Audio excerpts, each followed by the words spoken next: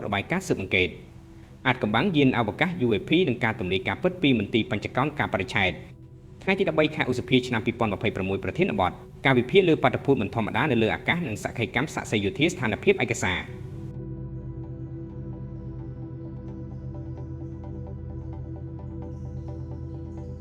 ដែលរដ្ឋាភិបាលសហរដ្ឋអាមេរិកជាពិសេសក្រសួងការពារជាតិបានរក្សានូវភាពស្ងៀមស្ងាត់និងការបដិសេធយ៉ាងដាច់អហង្ការចំពោះបាតុភូតដែលសាធារណជនស្គាល់ថាជា UFO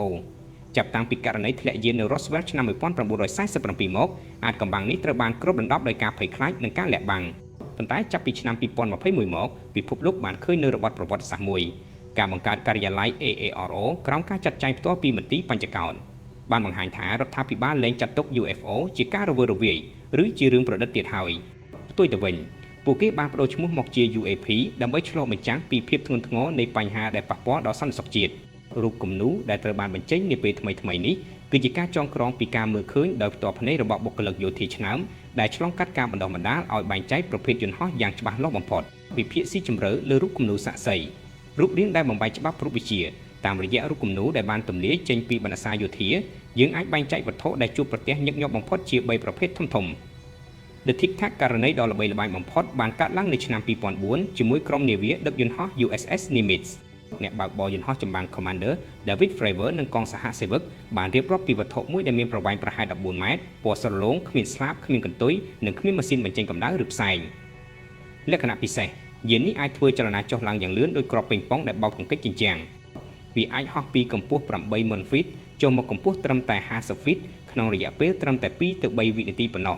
តាមទ្រឹស្ដីរូបវិទ្យាយន្តហោះមនុស្សជាតិប្រសិនបើធ្វើបែបនេះនឹងត្រូវរលាយរចនាសម្ព័ន្ធដោយសារកម្លាំង G-force ដ៏មហិមាវត្ថុរាងគូបក្នុងស្វែងរូបគំនូរនេះត្រូវបានរាយការណ៍ដោយអ្នកបើកបរយន្តហោះកងទ័ពជើងទឹកនៅឆ្នេរសមុទ្រខាងកើតចន្លោះឆ្នាំ2014-2015សាក្សីបានគូររូបរាងជាគូពណ៌ខ្មៅងងឹតដែលស្ថិតនៅខាងក្នុងស្វែងថ្លាដូចកញ្ចក់លក្ខណៈពិសេស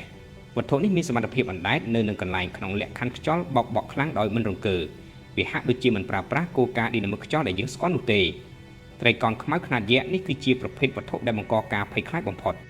រូបគំនូរបង្ហាញពីយានទំហំប៉ុនទីលានបាល់ទាត់ឬធំជាងនេះហោះហើរយ៉ាងយឺតនិងស្ងៀមស្ងាត់បំផុតនៅកម្ពស់ទាបវាមានពន្លឺធំនៅជ្រុងទាំង3និងពន្លឺពណ៌ក្រហមមួយនៅចំកណ្ដាលសាក្សីរាយការណ៍ថានៅពេលវាហោះកាត់ពីលើពួកគេមានអារម្មណ៍ដូចជាពេលវេលាឈប់ដើរឬមានសម្ពាធខ្យល់ខុសធម្មត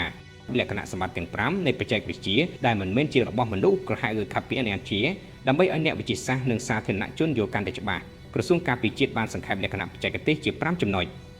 Anti-gravity lift ការរុញច្រានដោយប្រឆាំងទំនាញដីយានទាំងនេះហោះហើរបានដោយមិនចាំបាច់មានស្លាបឬម៉ាស៊ីន jet ពួកវាហាក់ដូចជាអាចគ្រប់គ្រងដែនទំនាញជុំវិញខ្លួនវាបាន Sudden and instantaneous acceleration ការបង្កើនល្បឿនភ្លាមៗការផ្លាស់ប្ដូរទិសដៅ90ដឺក្រេក្នុងល្បឿនរាប់ពាន់គីឡូម៉ែត្រក្នុង1ម៉ោងដោយមិនបាច់បន្ថយល្បឿន Hypersonic velocity ល្បឿនលឿនហួសកម្រិតអាចហោះក្នុងល្បឿនលើសពីម៉ាស់20ដែលលើសពីសមត្ថភាពមីស៊ីលបាញ់ការពារអាកាសទំនើបបំផុត Low observability ការបំបាំងកាយកម្រិតខ្ពស់ពួកវាអាចបាត់ខ្លួនពីភ្នែកទទេប៉ុន្តែបង្ហាញខ្លួនលើកាមេរ៉ាកម្ដៅឬបាត់ពីសមត្ថភាពរ៉ាដាក្នុងមួយប៉ព្រិចភ្នែក Transmedium travel ការធ្វើដំណើរឆ្លងកាត់មជ្ឈដ្ឋានយានតែមួយអាចហោះក្នុងអវកាសចូលបរិយាកាសនិងមួយចូលក្នុងទឹកសមុទ្រដោយរក្សាល្បឿនដដែលផលប៉ះពាល់ដល់សន្តិសុខជាតិនិងការប្រកួតប្រជែងមហាអំណាចហេតុអ្វីបានជាមន្ទីរបញ្ចកោណសម្រាប់ចិត្តបញ្ចេញព័ត៌មានទាំងនេះឥឡូវនេះហេតុផលចម្បងមាន30គីការគម្រាមកំហែងពីគូប្រជែងប្រសិនបើ UFO ទាំងនេះគឺជាបច្ចេកវិទ្យាសម្ងាត់របស់ប្រទេសចិនឬរុស្ស៊ីនោះមានន័យថាអាមេរិកបានបាត់បង់ឧត្តមភាពយោធាទាំងស្រុងដូច្នេះការសិក្សាដោយចំហគឺជាការចាំបាច់សុវត្ថិភាពអាកាសចរចំនួននៃការជួបប្រទះ UAP ក្នុងតំបន់វឹកវើយោធាកាន់តែមានការកើនឡើងដែលបង្កគ្រោះថ្នាក់ដល់អ្នកបើកបរយន្តហោះសម្ពាធពីសភាសមាជិកសភាអាមេរិកជាច្រើនបានជំរុញឲ្យមានដំណាភៀបព្រោះពួកគេជឿថារដ្ឋាភិបាលបានចំណាយថវិកាពន្ធរាប់ពាន់លានដុល្លារលើគម្រោងខ្មៅដើម្បីសិក្សាពីបច្ចេកវិទ្យា UFO នេះដោយសម្ងាត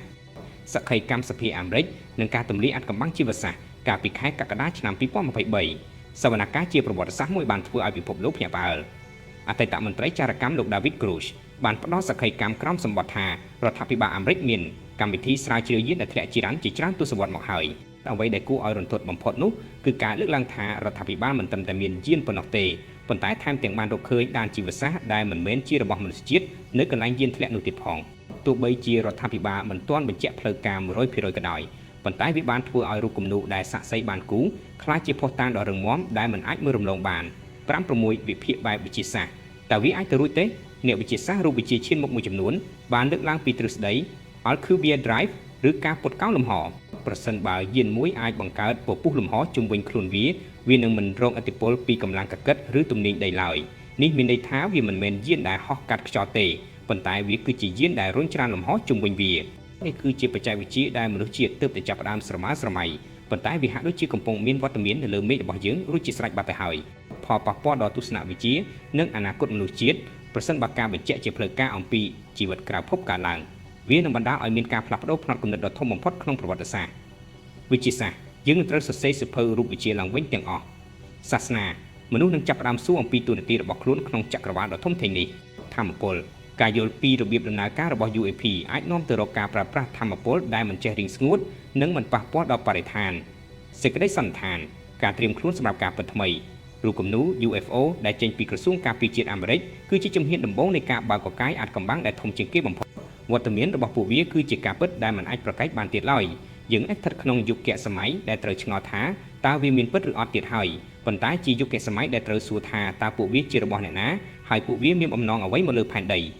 ក្នុងនាមជាមនុស្សជាតិយើងត្រូវតែរួបរวมគ្នាពង្រីកចំណេះដឹងនិងចិត្តគំនិតឲ្យបានទូលំទូលាយដើម្បីទទួលយកការពិតដែលថាយើងប្រហែលជាមិនមែនជាម្ចាស់តែមួយគត់នៃចក្រវាឡនេះឡើយ។